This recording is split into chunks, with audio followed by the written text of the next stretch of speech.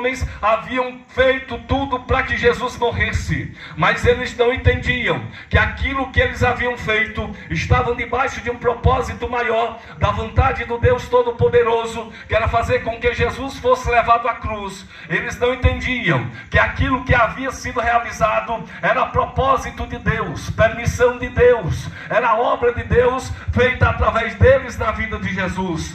Mas aqueles homens tentaram repreender a Pedro e começaram a perguntá-lo: qual é o poder que tu ages e em nome de quem tu operas? Mais uma vez Pedro, tomado pelo Espírito Santo, defende com argumentos sólidos o senhorio de Jesus Cristo. E Pedro defende o senhorio de Jesus, Pedro defende a chamada de Jesus, Pedro defende os milagres de Jesus, Pedro defende que Jesus foi traído, mas a traição não teve um propósito de dar fim, mas foi apenas uma maneira que Deus usou para que o nome de Deus fosse glorificado através de Jesus Cristo. Porque quando Jesus foi levado para a cruz, alguns imaginavam que poderiam acabar com o ministério daquele que era conceituado como Filho de Deus entre os homens, que era respeitado como profeta de Nazaré, que era temido como aquele que tinha a palavra de unção e de autoridade nos seus lábios. E quando Pedro ele começa a defender sobre a questão de que poder ele usava, ele não diz que o poder era seu.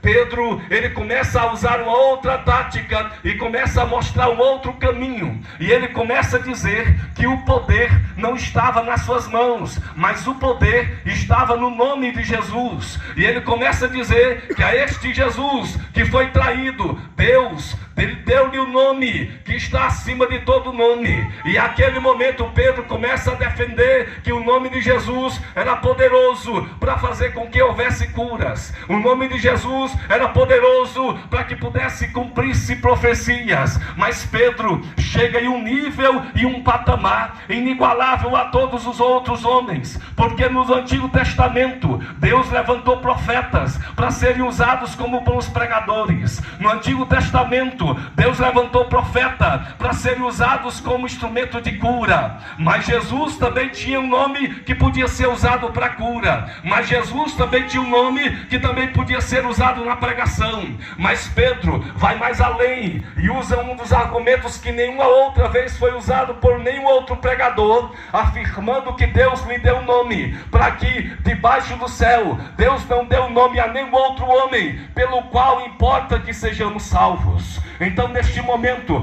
Pedro começa a dizer que o único homem que recebeu na história da humanidade um nome que é capaz de salvar toda a raça humana, este nome se chama Jesus Cristo. Se você e eu estivéssemos naquele momento, poderíamos perguntar: quem é este homem que está falando isso? Meus amados, a história de Pedro para chegar a este momento é uma história que foi lapidada, é uma história que foi trabalhada, é uma história que foi realmente preparada para que o Senhor o usasse com autoridade e com unção. Porque quando voltamos a 3 anos atrás, nos deparamos com um homem que não tinha nenhum propósito de servir e nem muito menos a seguir a Jesus. Ele era um homem normal, um homem que tinha trabalhos normais. Ele trabalhava na pesca, juntamente com seu irmão André. Ele trabalhava no ramo de pesca, e ele trabalhava ali naquela região da Galileia, mais precisamente no mar da Galileia.